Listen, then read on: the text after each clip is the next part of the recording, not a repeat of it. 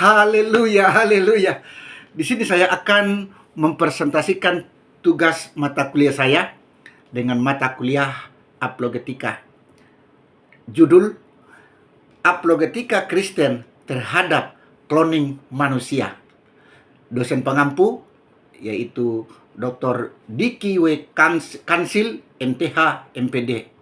Disusun atau dibuat oleh Petrus Generus Sibarani, NIM 2301033. Sebagai pendahuluan, cloning manusia ini merupakan proses yang menghasilkan individu baru secara genetik identik. Cloning dapat terjadi secara buatan atau bioteknologi, yaitu transfer inti sel somatik yang disingkat dengan SCNT. Ini adalah teknik umum yang digunakan dalam cloning reproduktif. Tahapan-tahapan pembuatan cloning buatan. Jadi ada tahapan-tahapan pembuatan cloning reproduktif ini. Yang pertama, persiapan sel donor. Jadi harus dipersiapkan dulu, yaitu sel yang mau didonorkan atau yang mau dimasukkan, ya. Kemudian yang kedua, ada persiapan sel telur. Sel telur ini adalah sel dari wanita, ya. Sedangkan sel donor ini adalah dari laki-laki. Kemudian yang ketiga, melakukan transfer inti. Inti sel donor kemudian dimasukkan ke dalam sel telur yang sudah tidak memiliki inti. Artinya sel yang tidak memiliki inti ini yaitu sudah tidak bisa dibuahi, ya, sehingga dia atau si wanita ini tidak bisa hamil. Ya, mungkin berbagai macam alasan, yaitu penyakit dan segala macam, sehingga tidak bisa hamil, ya. Kemudian yang keempat, transfer embrio, yaitu penanaman atau pengiriman sel embrio dari laki-laki tadi, ya. Embrio yang berkembang kemudian ditransfer ke induk pengganti untuk melanjutkan kehamilan hingga melahirkan individu baru yang identik secara genetik. Kemudian perkembangan bioteknologi ini memunculkan pertanyaan etis, hukum, dan teologis. Nah, perkembangan bioteknologi yang pesat memang memunculkan beragam pertanyaan yang etis, hukum, dan teologis. Karena kemampuannya memodifikasi kehidupan, seperti pengeditan gen manusia yang menimbulkan kekhawatiran tentang kesetaraan dan designer babies, serta isu cloning dan rekayasa genetik ke hewan yang menimbulkan dilema etika tentang kesejahteraan hewan dan status moralnya. Gereja perlu memberikan jawaban apologetis terhadap berdasarkan Alkitab. Jadi di sini gereja berperan untuk memberikan jawaban, ya, apologetis, tentu berdasarkan firman Tuhan atau Alkitab. Gereja perlu memberikan jawaban apologetis berdasarkan Alkitab untuk mempertahankan dan menjelaskan iman Kristen kepada orang lain. Apologetika adalah tindakan membela dan menjelaskan keyakinan Kristen dengan menggunakan Alkitab sebagai dasar utama. Alkitab sendiri memberikan perintah bagi orang percaya untuk siap memberikan jawaban ini kepada siapapun yang bertanya, sebagaimana dicontohkan oleh para rasul seperti Paulus dan Apolos. Nah, di sini saya akan menjelaskan definisi dari cloning itu. Pertama, cloning reproduktif ini menciptakan manusia baru dari sel somatik Cloning reproduktif adalah proses pembuatan individu baru yang identik secara genetik dengan organisme lain, seperti menciptakan salinan domba, Dolly, ya, salinan domba Dolly. Teknik yang paling umum digunakan untuk cloning reproduktif pada hewan adalah transfer inti somatik yang disingkat tadi SCNT. Dalam SCNT ini, inti sel dari sel dewasa atau sel somatik ini dimasukkan ke dalam sel telur yang inti selnya atau inti selnya telah dihilangkan atau enukleasi. Sel telur yang berisi inti donor tersebut kemudian distimulasi untuk berkembang menjadi embrio yang lalu ditanamkan di dalam rahim pengganti untuk berkembang menjadi organisme utuh. Ya, jadi di sini harus dikembangkan dulu embrionya, lalu ditanamkanlah embrio yang sudah berkembang tadi ke dalam rahim pengganti untuk berkembang menjadi organisme utuh. Caranya bagaimana? Yang pertama, pengambilan sel somatik dan sel telur. Ini inti dari sel somatik, ya, dari individu yang ingin dikloning, diambil bersamaan dengan sel telur dari donor. Yang kedua, eunukleasi sel telur. Inti dari sel telur donor dihilangkan. Kemudian yang ketiga, transfer inti. Inti dari sel somatik donor dimasukkan ke dalam sel telur yang sudah dienukleasi. Yang keempat, stimulasi dan perkembangan embrio. Sel telur yang telah menerima inti baru ini dirangsang untuk membelah diri maksudnya, dan berkembang menjadi embrio. Yang kelima, implantasi dan kelahiran. Embrio yang dibentuk ditanamkan ke dalam rahim induk pengganti, di mana ia akan berkembang hingga kelahiran. Dua Romawi. Cloning terapeutik, cloning terapeutik. Ini menciptakan embrio untuk riset atau pengobatan. Cloning terapeutik adalah teknik ilmiah untuk membuat embrio cloning dan mengekstraksi sel punca atau stem cell embriotik yang secara genetik identik dengan donor sel, bukan untuk menciptakan individu baru. Tujuannya adalah menghasilkan jaringan atau organ spesifik pasien untuk terapi regeneratif, mengganti sel yang sakit atau rusak tanpa risiko penolakan sistem imun.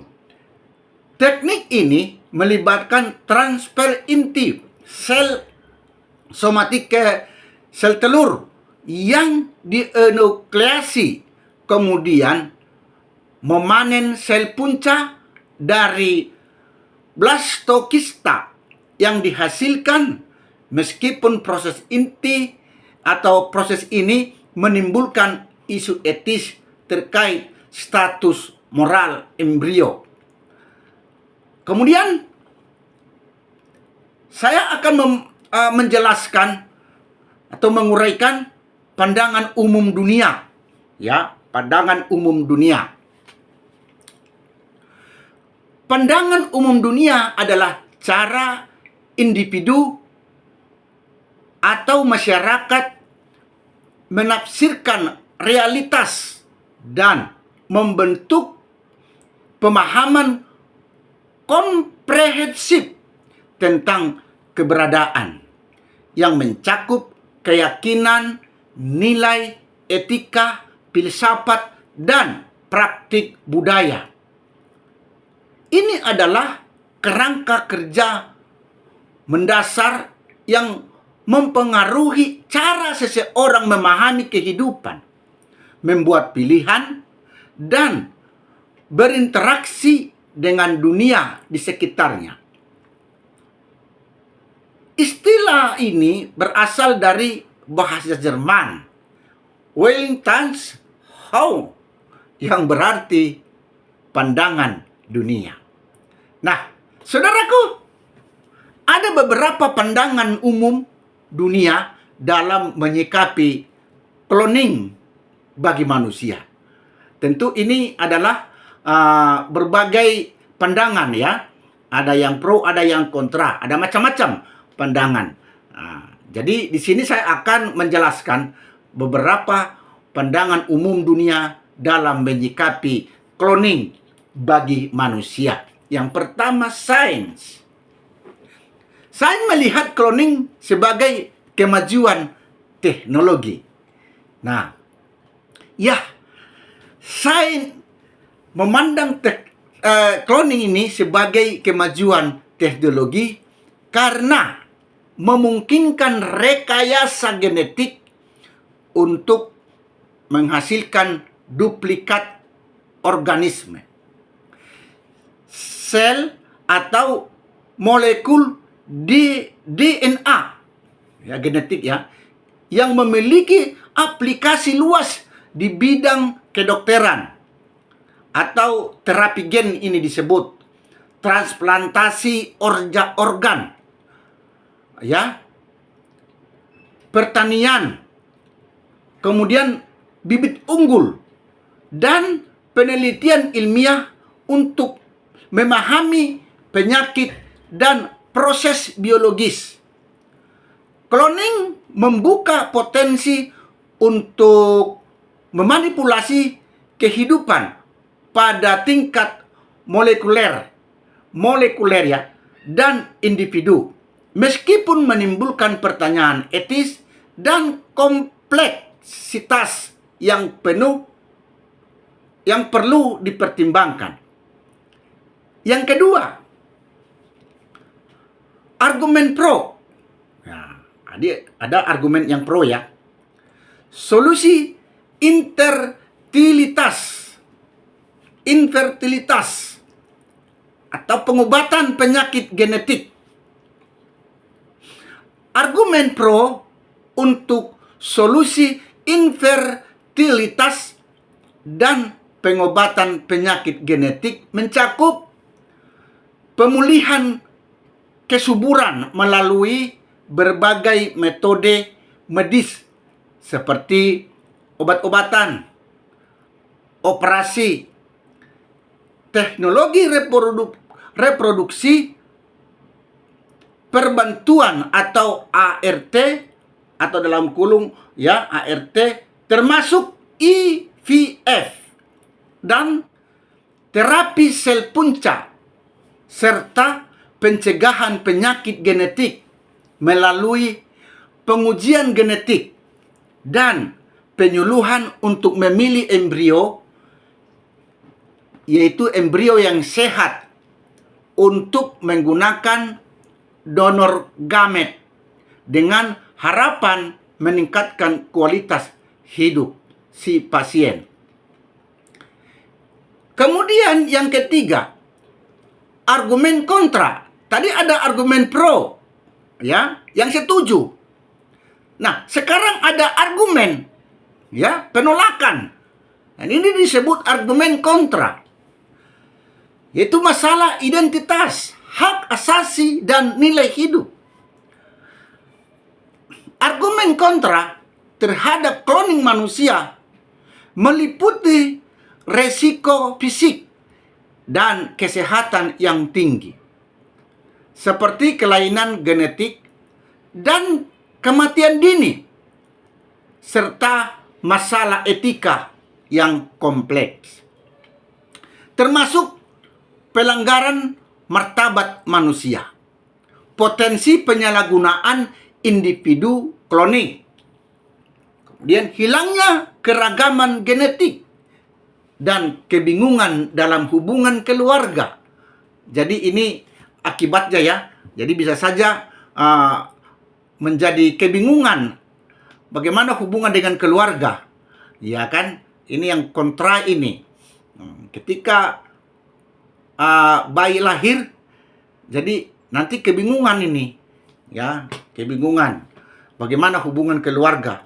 Serta identitas personal. Selain itu, ada kekhawatiran tentang dampak agama dan moral, serta kesulitan teknis yang berkaitan dengan proses cloning itu sendiri. Nah, kemudian dasar-dasar teologi Kristen. Ini pandangannya, ya.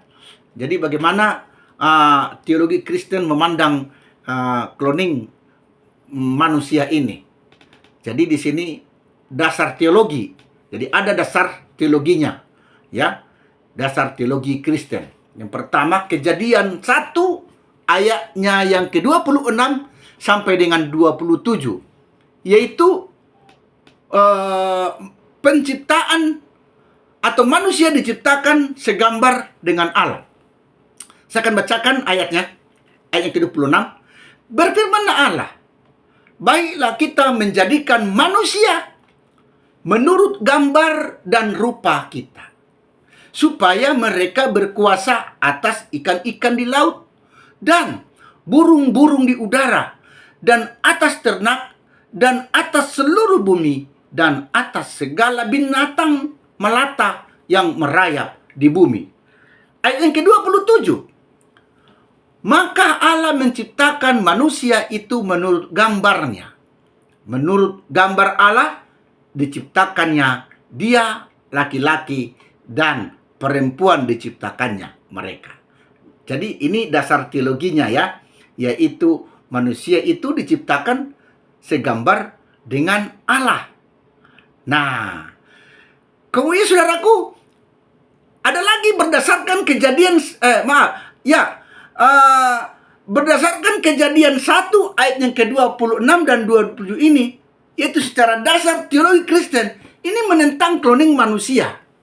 Karena cloning ini melanggar keunikan dan martabat manusia sebagai ciptaan yang segambar dengan Allah. Kemudian itu bisa merusak kedaulatan Allah atas kehidupan, serta menyangkal proses penciptaan yang intim dan pribadi dari Allah itu sendiri. Manusia diciptakan untuk tujuan khusus, bukan untuk diperlakukan sebagai alat atau objek rekayasa. Nah, saudara, jadi cloning ini adalah penciptaan rekayasa, ya, menjadi objek rekayasa. Dan cloning dianggap sebagai bentuk organsi manusia yang menempatkan diri setara dengan Tuhan sebagai pencipta. Jadi di sini, saudara, cloning ini membuat pencipta itu atau manusia itu setara dengan Tuhan sebagai pencipta. Ya. Kemudian menurut Mazmur pada pasalnya yang ke-139 ayatnya ke-13 sampai dengan 16. Ini menggariskan bahwa Allah membentuk manusia sejak dalam kandungan. Saya akan bacakan di sini hanya ayatnya yang ke-13 dan 14. Demikian firman Tuhan. Mazmur 139 ayatnya 13. Sebab engkaulah yang membentuk buah pinggangku, menenun aku dalam kandungan ibuku. Jadi jelas firman Tuhan ini mengatakan bahwa Allah itu menenun kita sebagai manusia, ya, di dalam kandungan ibu kita. Bukan pemindahan sel. Nah, seperti yang saya uraikan tadi. Jadi di sini Allah sendiri yang menenun kita, membentuk kita, seluruh organ-organ tubuh kita di dalam kandungan ibu kita. Ayat ke-14, aku bersyukur kepadamu oleh karena kejadianku yang dahsyat dan ajaib. Ajaib apa yang kau buat? Dan jiwaku benar-benar menyadari. Jadi di sini diisyaratkan bahwa dia bersyukur atas kejadian yang dahsyat. Jadi ternyata di sini kejadian kita itu sangat dahsyat, saudara. Sangat dahsyat. Tidak ada satupun yang tahu, bahkan yang meneliti. Ya, kalaupun hari-hari ini peralatan medis sudah bisa mengontrol, ya, perkembangan janin di dalam kandungan seorang ibu. Tapi di sini Allah sendiri menyatakan bahwa kejadian itu ajaib, ya, dan dahsyat. Nah, dasar teologi Kristen terhadap cloning manusia melalui Mazmur 139 ayat yang ke-13 sampai 16. Ini berpendapat bahwa cloning manusia adalah tindakan yang tidak menghormati kemuliaan peran Tuhan sebagai satu-satunya pencipta kehidupan yang unik dan ajaib. Nah, jadi kalau cloning ini ternyata bisa mengakibatkan itu, ya, mengaburkan kemuliaan Allah. Manusia tidak menghormati kemuliaan dan peran Tuhan yang satu-satunya dikatakan pencipta. Nah, jadi ini, saudara, ini sudah tidak menghormati, ya, serta campur tangan terhadap proses ilahi penciptaan. Mazmur ini menekankan bahwa setiap manusia ditenun oleh Tuhan secara personal dan dalam ketersembunyian dengan rencana ilahi yang tertulis sebelum kehidupan dimulai. Cloning secara artifisial dianggap melanggar martabat manusia dan tatanan ilahi, karena manusia tidak memiliki kedaulatan untuk menciptakan kehidupan dan harus menghormati batas-batas alami ciptaan. Jadi seharusnya harus ada batasan-batasan dengan cara kerja Allah. Ya, kalau cloning ini merupakan mengindikasikan tidak ada batasan lagi. Kalau Tuhan sanggup untuk membuat atau menjadikan seorang makhluk hidup melalui eksperimen, yaitu cloning tadi, jadi seolah-olah dia setara dengan Allah, ya, setara dengan Allah. Nah, seolah-olah ini tidak ada batasan lagi dengan Allah sebagai pencipta. Kemudian ketiga itu Imago Dei. Setiap kehidupan manusia itu kudus dan bernilai. Imago Dei adalah istilah Latin yang berarti gambar Allah. Sebuah konsep teologis dalam tradisi Yudeo-Kristen yang menyatakan bahwa manusia diciptakan menurut gambar dan rupa Allah. Konsep ini menegaskan martabat dan nilai inheren setiap individu karena mereka diciptakan oleh Allah, bukan melalui prestasi atau kondisi eksternal sebagaimana pembawa gambar Allah tadi.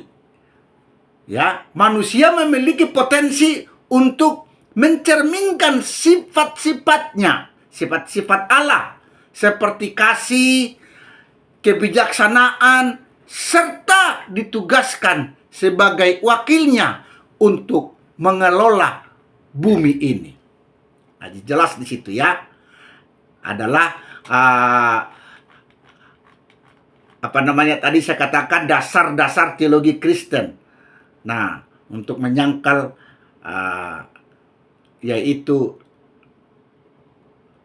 apologetika atau cloning bagi manusia. Nah, sekarang saya akan jelaskan apologetika Kristen dulu. Ya, apa itu apologetika Kristen? Pertama, apologetika Kristen menjawab tantangan dengan kebenaran Alkitab dan nalar yang etis. Apologetika Kristen adalah disiplin yang berupaya membela dan menjelaskan iman Kristen dengan menggunakan kebenaran Alkitab dan nalar etis, serta memberikan jawaban logis atas keraguan atau keberatan terhadap kekristenan. Tujuannya adalah untuk membuktikan kredibilitas iman Kristen. Nah, mempertahankan ajaran yang benar dan membantu orang lain memahami serta menerima Injil, bukan untuk memenangkan debat. Ya, jadi di sini sebagai apologet untuk kita menjelaskan sesuatu kepada orang bertanya, bukan untuk memenangkan debat. Ya. Jadi seringkali manusia dalam apologet ini untuk bertujuan memenangkan debat sehingga tidak berdasarkan Alkitab. Jadi kita harus menjelaskan sesuai dengan firman Tuhan. Yang kedua, cloning manusia menimbulkan intervensi radikal terhadap ciptaan Allah.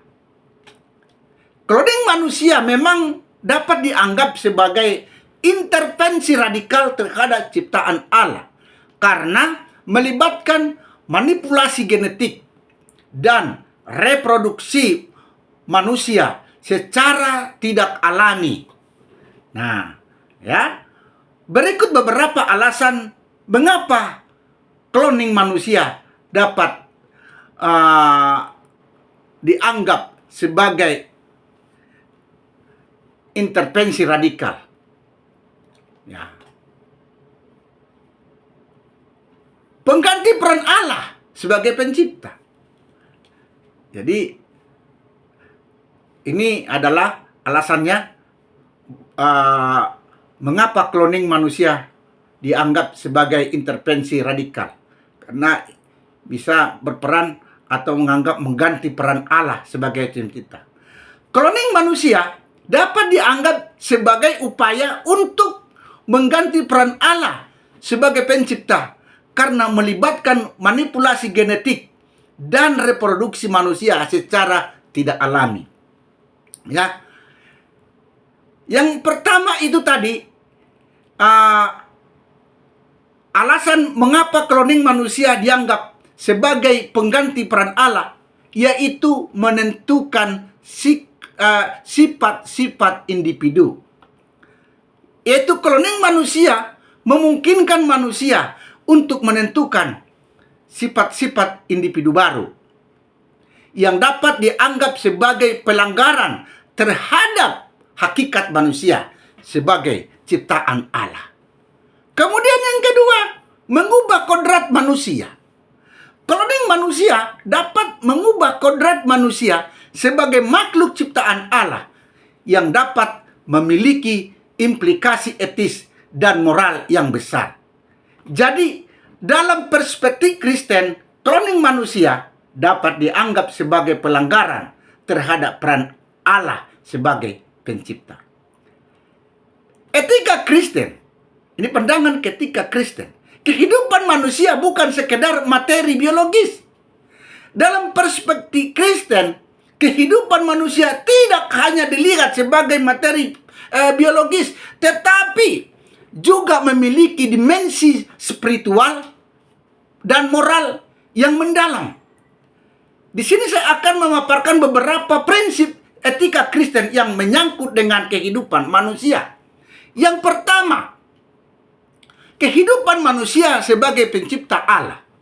Kehidupan manusia dianggap sebagai ciptaan Allah yang unik.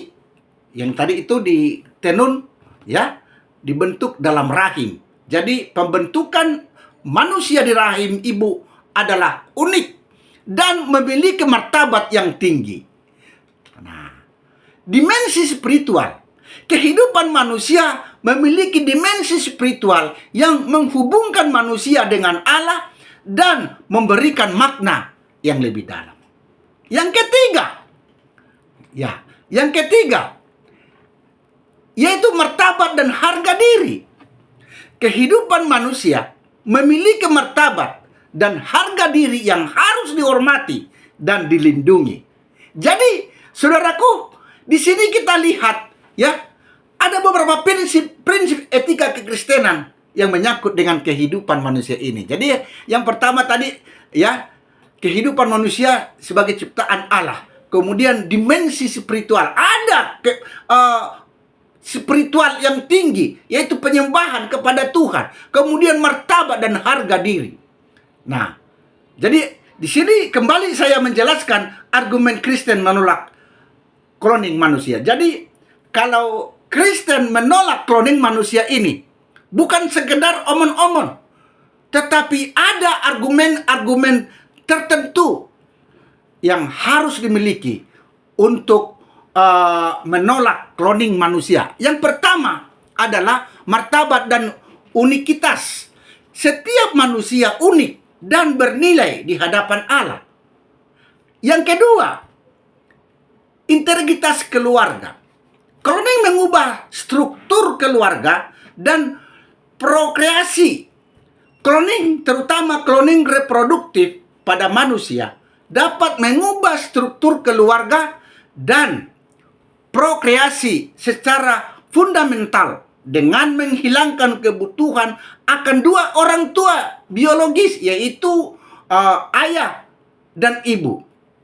Dan juga memungkinkan orang tua memilih susunan genetik anak dan berpotensi mengaburkan hubungan antar generasi. Hal ini menimbulkan pertanyaan etis dan sosial tentang makna keluarga, hubungan orang tua dengan anak, dan batasan intervensi manusia pada kehidupan.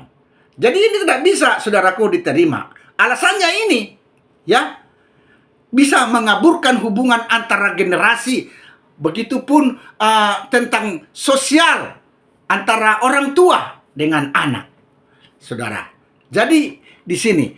Yang ketiga, potensi penyalahgunaan, eksploitasi embrio dan objek penelitian.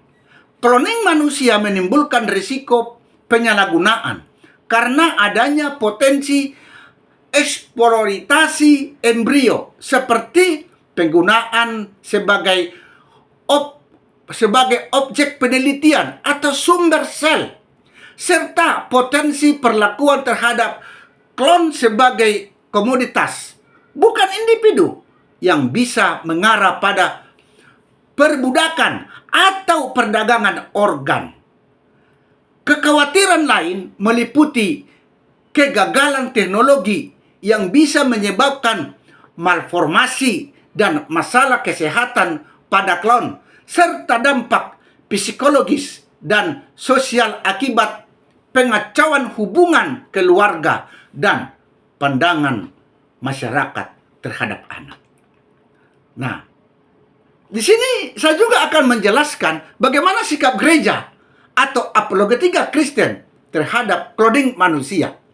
Secara umum, sebagian besar gereja dan kelompok keagamaan menentang keras cloning manusia karena dianggap melanggar martabat manusia, mengganggu tatanan alam ciptaan Tuhan, dan potensi penyalahgunaan.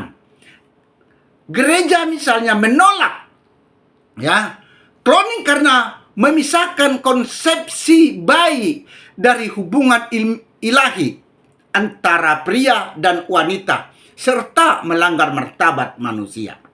Pandangan ini juga seringkali didasarkan pada kekhawatiran bahwa cloning adalah tindakan bermain sebagai Tuhan. Jadi cloning ini itu adalah sebagai tindakan bermain, dia sebagai Tuhan gitu. Itu makanya ditolak. Nah, kita bukan Tuhan. Dan dapat menciptakan masalah identitas serta kesenjangan sosial.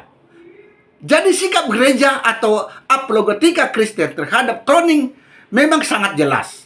Menolak cloning manusia karena beberapa alasan teologis dan etis. Yang pertama, kedaulatan Allah sebagai pencipta. Cloning manusia dianggap sebagai pelanggaran terhadap kedaulatan Allah sebagai pencipta hidup. Menurut Dr. Rolf Heiler, seorang teologi Kristen, Alkitab mengajarkan bahwa Tuhan menciptakan manusia sebagai citra Allah secara khusus, dan cloning manusia bertentangan dengan hal itu. Kedua, martabat keunikan manusia. Cloning manusia juga dianggap sebagai pelanggaran terhadap martabat dan keunikan manusia yang diciptakan oleh Allah. Manusia diciptakan secara tunggal dan satu-satunya. Jadi keunikan manusia ini adalah kita hanya ada satu. Tidak ada yang lain di dunia ini. Hanya ada satu. Misalnya sidik jari. Bagaimana serupanya juga manusia yang kembar. Dia adalah pribadi yang satu. Tidak ada dua. Jadi yang kembar itu bukan dua, pribadi. Satu. Sekalipun dia sama, tetap satu. Nah, ini. Kemudian martabat dan keunikan, saya bacakan tadi, di cloning manusia juga dianggap sebagai pelanggaran terhadap martabat dan keunikan manusia yang diciptakan oleh Allah. Manusia ciptaan secara tunggal dan satu-satunya, bukan duplikasi. Ingat baik, kita ini bukan duplikasi, tetapi satu-satunya. Tujuan dan batasan ilmu pengetahuan. Gereja Kristen juga menekankan pentingnya mempertimbangkan tujuan dan batasan ilmu pengetahuan. Ilmu pengetahuan harus digunakan untuk kemanusiaan, bukan untuk memanipulasi atau mengontrol kehidupan manusia. Sebagai kesimpulan, saya jelaskan di sini. Jadi dari uraian saya tadi, saya akan simpulkan.